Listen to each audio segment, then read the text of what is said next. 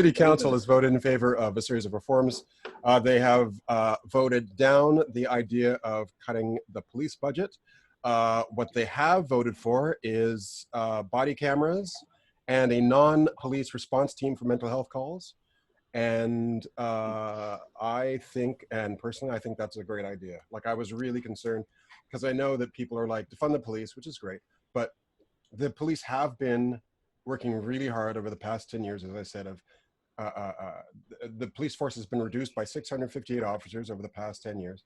They have frozen, all pay raises have been frozen over the past however many years.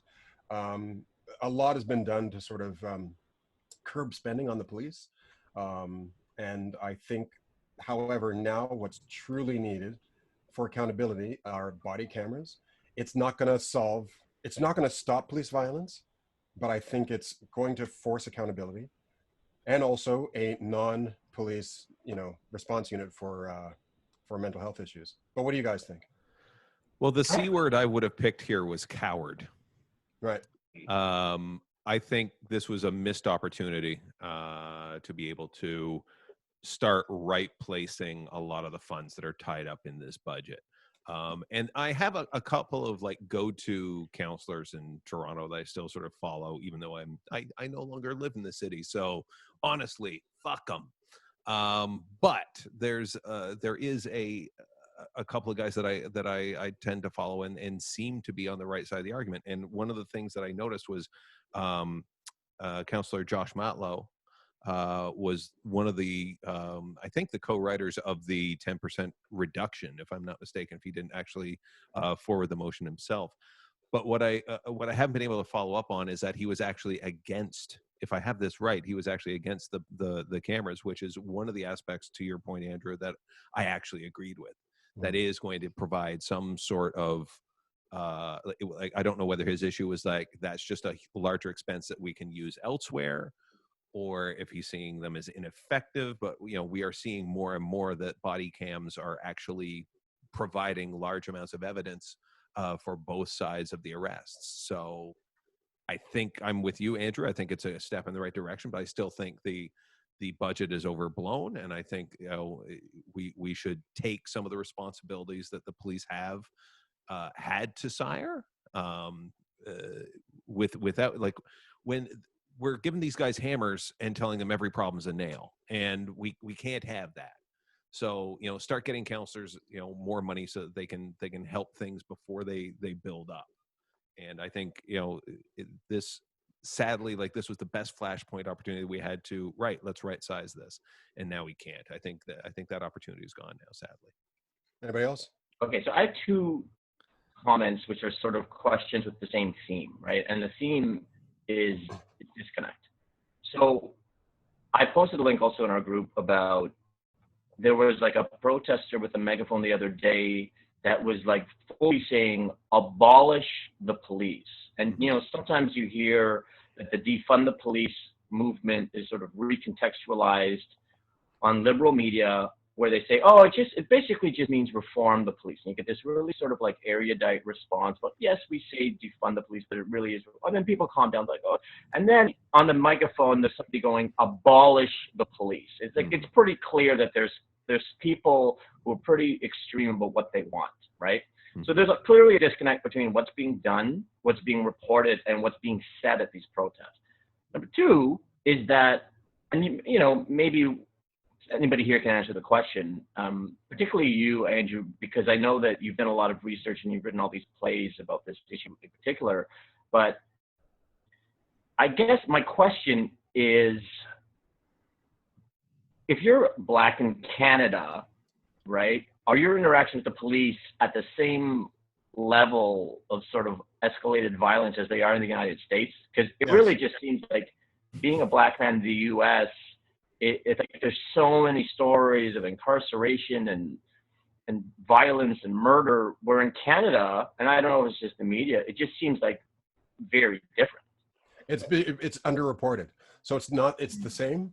And I don't know what the percentages are per capita, but police officers still murder people of color. Police officers still abuse, and especially in the First Nations community, it is abysmal. It is standard practice for police officers to take a First Nations person in Winnipeg, and if they're inebriated, drive them like miles out of the city and then drop them in a snowbank.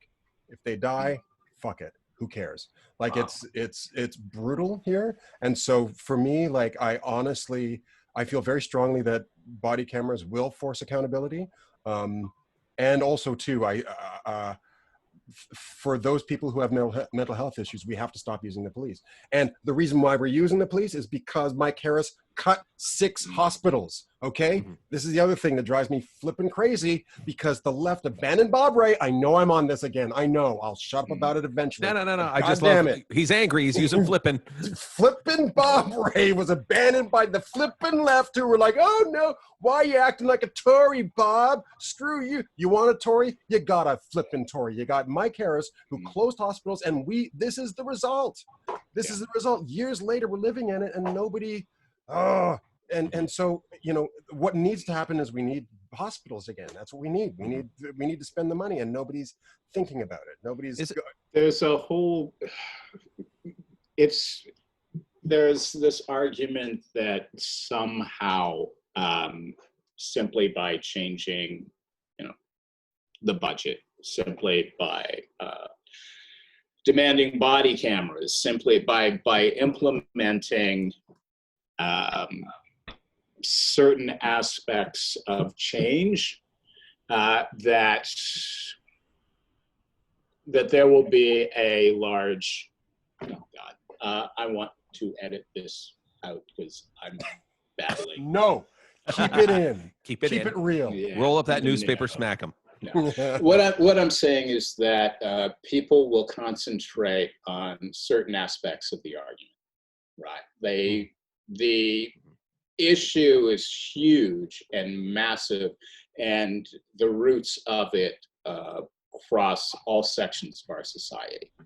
So recognizing that there are some, and I'm sorry, they're Band-Aids, some Band-Aid solutions like cameras, like lowering the budget of the police, does not get to the key issues. And you see that in that, I sent in a link to, what did they call them? This couple that some protesters came into this gated community. They passed by these people's mansion, and the guy came out with an AR-15 assault rifle, and the woman had a handgun, and they started screaming like the protesters were going to kill them when they were just passing by. They have since become key celebrities on the right, shouting about how their lives are at risk. These are looters. They were going to break into our house. They're doing this and that. So you can say all you want about body cameras, about, a 10% budget reduction.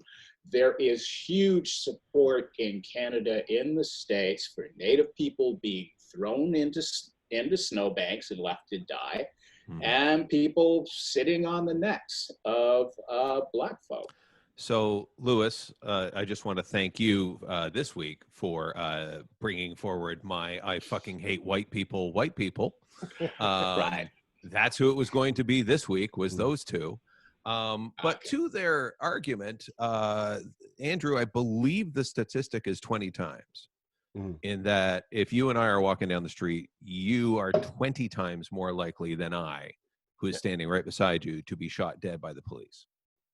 And that is a harrowing statistic, that anyone should not be able to leave their house and not believe that they're going to be safe is horrible. And this is where we need accountability. And I certainly don't think that, Doug and Deborah holding up AR-15s is an answer either. Somebody sent in a really heartbreaking story about Elijah McClain. Yeah.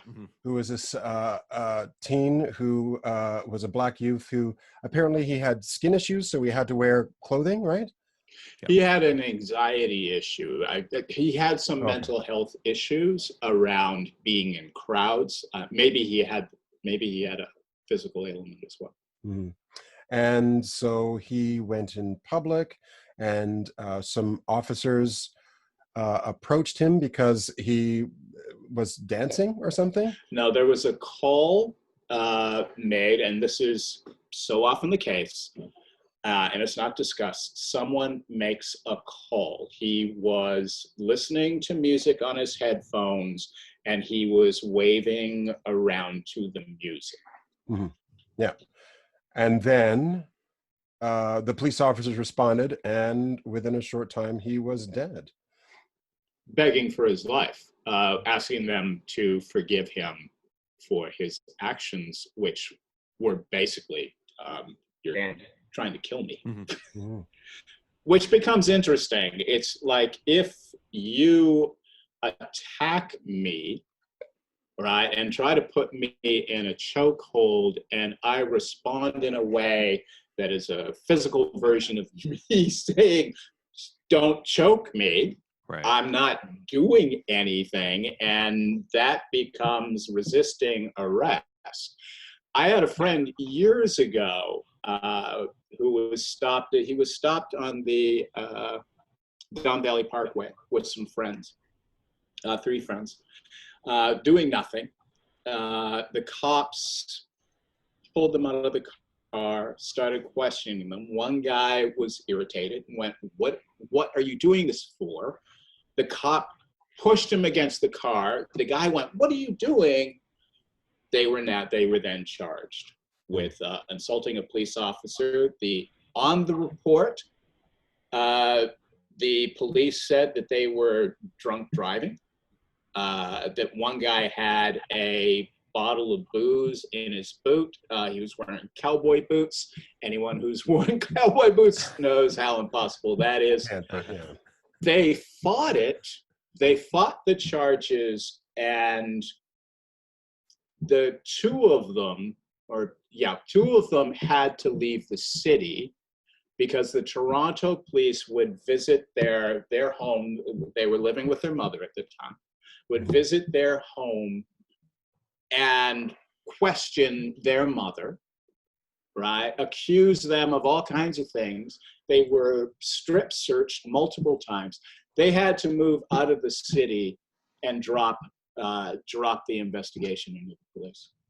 So, and that stuff goes on all the time. Let me build on all 3 of your points, and I think all of them were good points, and I don't disagree with anybody. But it's interesting because they all come together, right? It's like you've got this white couple, and they decide they're going to take the law into their own hands. They bring out assault rifles, and they're just threatening to kill anyone, right?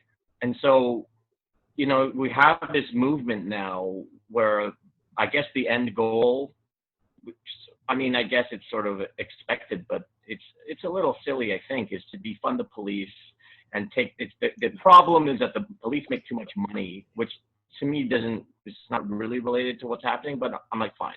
But then even if you do that, you have white couples on their own. If there's no police, they're just going to kill people. So you still have white people killing black people. It's just, now it's going to be citizens instead of police. So obviously the issues are way deeper. And so how do you solve this thing where, for whatever reason, white culture is partly about killing black people?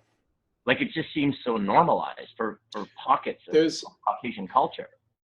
There's another point I think we have to make, which most people on the left avoid. And that is, there is serious criminality due to poverty in the Black community.